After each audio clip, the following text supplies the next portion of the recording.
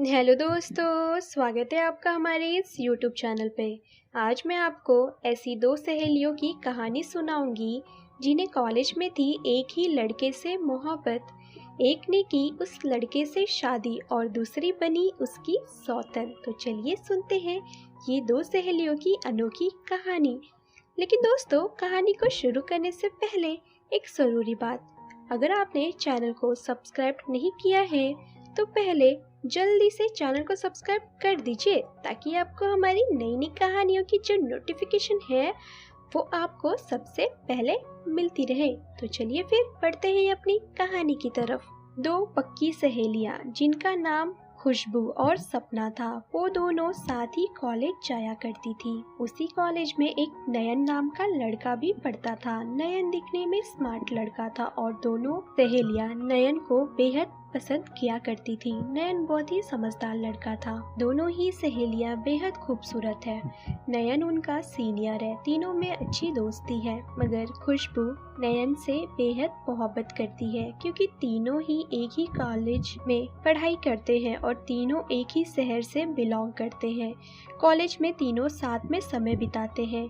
खुशबू को मालूम नहीं था कि नयन और सपना एक दूसरे से बेहद मोहब्बत करते हैं और ये लोग पढ़ाई के बाद अपना घर बसाने का भी सोच रहे हैं। लेकिन खुशबू भी मन ही मन में नयन से मोहब्बत करती थी। खुशबू थोड़ी शाय नेचर की लड़की थी, इसलिए अपने मन की बात वो नयन से भी नहीं बोल पाई। हालांकि सपना से भी ज़्यादा वक्त खुशबू नयन के साथ गुजारती थी। नयन खुशबू को बहुत मानता भी था मगर उससे प्रेम नहीं करता था। वो तो सिर्फ सपना से मोहब्बत करता था क्योंकि नयन और सपना ही एक दूसरे से मोहब्बत करते थे और ये सारी बात खुशबू को नहीं पता था। ना ही कॉलेज के कभी भी खुशबू को इस बात की भनक लगी कि नयन और सपना आपस में मोहब्बत करते हैं क्योंकि नयन ने ही मना किया हुआ था। सपना ने नयन से साफ साफ कह दिया था कि जैसे ही हम अपनी पढ़ाई पूरी कर लेंगे हम अपने घर पर हमारी शादी की बात करेंगे। तभी नयन ने कहा, हाँ मैं भी यही सोच रहा था, मैं खुद अपने परिवार के साथ रिश्ता लेकर तुम्हारे घर पर आऊँगा। खुशबू ये सब बात से अनजान और बेफिक्र थी। वो सोचती थी कि मैं अपने घर वालों को नयन के बारे में बता दूंगी कि मैं नयन से प्यार करती हूँ और मुझे पता है कि नयन भी मुझसे मोहब्बत करता है। मैं नयन से भी अपने मन की बात खुलकर कह दूंगी। पढ़ाई पूरी होते होते सपना के घर रिश्ते की बात चलने लगती है।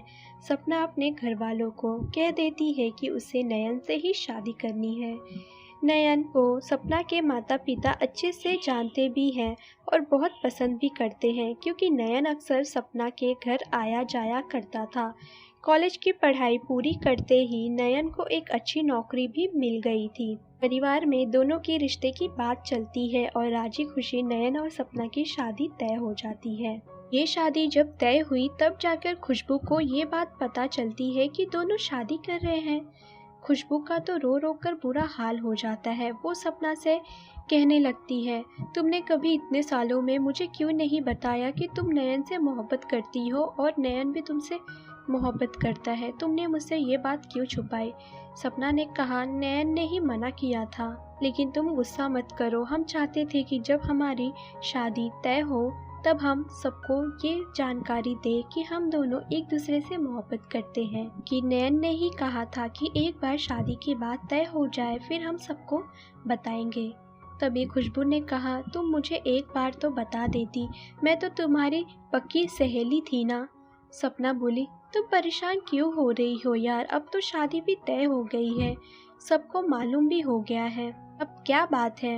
मन ही मन में खुशबू सोचती है, मेरा तो दिल टूट गया, किसी को क्या फ़र्क पड़ता है। और फिर इसी वजह से खुशबू अब थोड़ा नयन और सपना से भी दूर रहने लगी, ज़्यादा बातें भी नहीं करती थी। और खुशबू कुछ दिनों के बाद अपने गांव चली गई। इधर नयन और सपना की शादी हो गई। खुशबू इनकी शादी में भी नहीं आई। सपना ने खुशबू को शादी में बुलाने की बहुत कोशिश की, लेकिन वो कोई ना कोई बहाना बना देती और वो शादी में नहीं आई। खैर नयन और सपना की धूमधाम से शादी हो गई। खुशबू अपने दिल को संभाल लिया और खुद को उसने समझा भी लिया कि जो मेरा नहीं हो सकता वो मुझे मिल ही नहीं सकता, क्योंकि मेरे नसीब में तो नयन है ही नहीं और नयन का प्यार मैं नहीं सपना है। जो मेरा नहीं था वो मुझे भला कैसे मिल सकता है। यही सोचकर खुशबू सब कुछ भुलाकर अपनी नई जिंदगी में आगे बढ़ने लगती है। सपना और नयन को भी वो भूलने की बहुत कोशिश करने लगती है।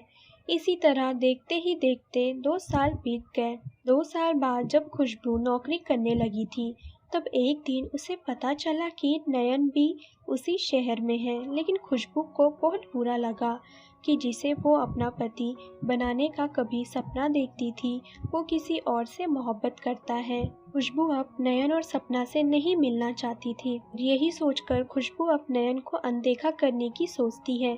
कैसे मैं उनके सामने जाऊंगी। नयन और सपना के यही सब खुशबू की दिल में चलने लगे थे। वो अब उन दोनों के बीच में कोई दरार नहीं डालना चाहती थी। वो चाहती थी जो जहाँ है वहीं खुश रहे और मैं भी अब अपनी जिंदगी में आगे बढ़ गई हूँ। फिर एक दिन नयन ने खुशबू से कॉल कर कर घर आने के लिए कहा। खुशबू इन 2 सालों से नयन से नहीं मिली थी।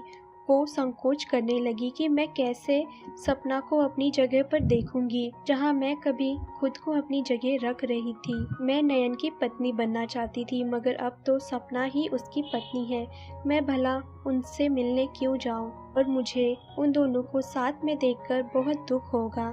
इसलिए वो सोचती है कि मैं नहीं जाऊंगी। अगर फिर से नयन ने खुशबू को कॉल किया और आने के लिए कहा, तब आखिरकार खुशबू को नयन से मिलने उसके घर जाना ही पड़ा। खैर फिर किसी तरह खुशबू नयन और सपना से मिलने उसके घर गई। जब खुशबू वहां पर गई तो नयन से मिलने, तो उसका ध्यान एक छोटे से बच्चे की ओर चला गया। वो करीब 8-9 महीने का नन्हा सा मासूम बच्चा वहाँ खेल रहा था। खुशबू ने उस बच्चे की तरफ देखकर नयन से पूछा, नयन ये बच्चा किसका है? तभी नयन ने कहा, अरे खुशबू ये मेरा बेटा है। खुशबू नयन की ये बात सुनकर फिर से दुखी हो गई और सोचने लगी, देखो ये दोनों तो माता पिता भी बन गए और मुझे किसी ने खबर ही नहीं दी। तभी खुशबू ने नयन से पूछा, नयन सपना कहाँ है? बहुत दिनों से नहीं मिली मैं उससे, बताओ ना सपना कहाँ है? तभी नयन परेशान होकर अपना सर झुका लिया। खुशबू ने जब नयन को उदास पाया तो वो कहने लगी, क्या बात है नयन, सपना कहाँ है? कहाँ चली गई वो? भी नयन ने उदास होकर कहा, सपना अब नहीं आएगी, वो चली गई। खुशबू ये सुनकर हैरान हो गई और बोली, क्या मतलब है तुम्हारा नहीं आएगी? ऐसा क्यों कह रहे हो? नयन ने कहा, हाँ इस बच्चे को जन्म देते ही सपना का देहांत हो गया। वो हमें छोड़कर चली गई और इस मासूम बच्चे को भी छोड़कर वो चली गई। अब सपना कभी नहीं आएगी। खुशबू ये सुनकर बहुत रोने लगी। उसे तो यकीन ही नहीं हो रहा था कि सपना अब उसके बीच में नहीं है। सपना को उसने खो दिया। खुशबू को ये लग रहा था कि मैं कैसी सहेली हूँ। मैंने अपनी सहेली के बारे में भी जानना ना चाहा।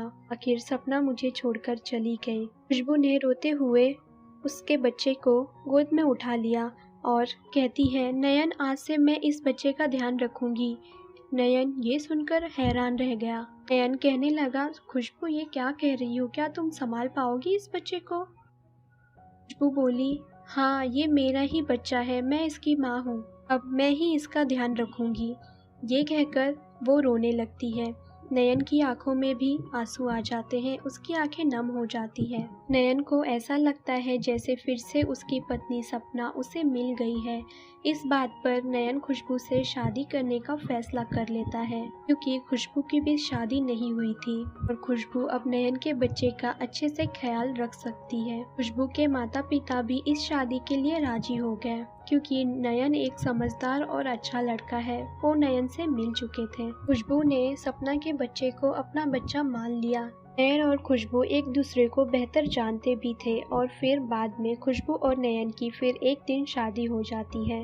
खुशबू के मन में उसका प्रेम हमेशा रहता है, मगर शादी होने के बाद भी खुशबू ने कभी नयन से इस बात का जिक्र नहीं किया कि वो शादी से पहले ही कॉलेज समय पर से प्यार किया करती थी। खुशबू ने ये बात नयन को कभी नहीं बताई कि उसका पहला प्यार नयन ही है और इसी वजह से वो सपना और उसकी ज़िंदगी में नहीं आना चाहती थी। मगर शायद अब नियति का भी यही फैसला था कि खुशबू को नयन की पत्नी बनना और नयन के बच्चे की माँ। अब नयन और खुशबू पति पत्नी की तरह साथ में रहते हैं और फिर इसी तरह एक सहेली बन गई सौतेली माँ।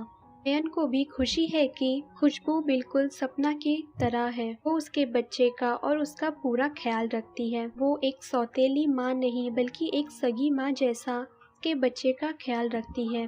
नयन भी अब अपनी पत्नी को भूल चुका है। अब नयन खुशबू के साथ ही खुश है क्योंकि सपना तो कभी भी अब लौट कर नहीं आएगी। तीनों की कॉलेज वाली दोस्ती अब प्यार में बदल चुकी थी। सपना आखिर चली गई और रह गई तो खुशबू। खुशबू बन गई नयन की पत्नी और सपना के बच्चे की सौतेली माँ।